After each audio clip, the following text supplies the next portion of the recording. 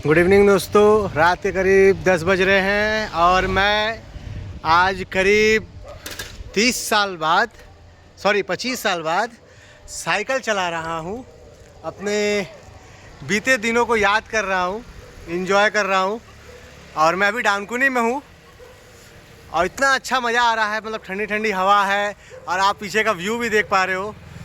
मतलब शर्म नहीं आनी चाहिए इंसान को कि मैंने जब फर्स्ट टाइम साइकिल चलाया था तब मुझे शर्म नहीं है, लेकिन आज के दिन में लोग पता नहीं क्यों साइकिल चलाने से शर्म करते हैं।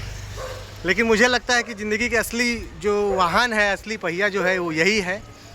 तो उम्मीद करता हूँ कि बीते दिनों को कभी छोटा ना समझे और शर्म ना करें, बस लाइफ को एंजॉय करें। लाइफ एकदम सॉलिड होनी चाहिए बाबू भिड़ू। जैसा कि अपने लोग छोटे में रहते थे ना कि लोग क्या कहेंगे, लोग क्या सोचेंगे, लोग क्या का कहना है, तो अपने को वो सब नहीं मांगता है। अपने को चाहिएगा बाबू बिंदास लाइफ चाहिए अपने को।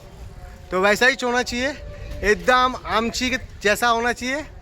और जैसे हमारे बंगाल में है कि बिंदास रहने का भाव, আমরা যেখানে থাকবো ভালো থাকবো, আমরা জীবন আমরা ডিসাইড করবো আমরা কীভাবে থাকতে হবে।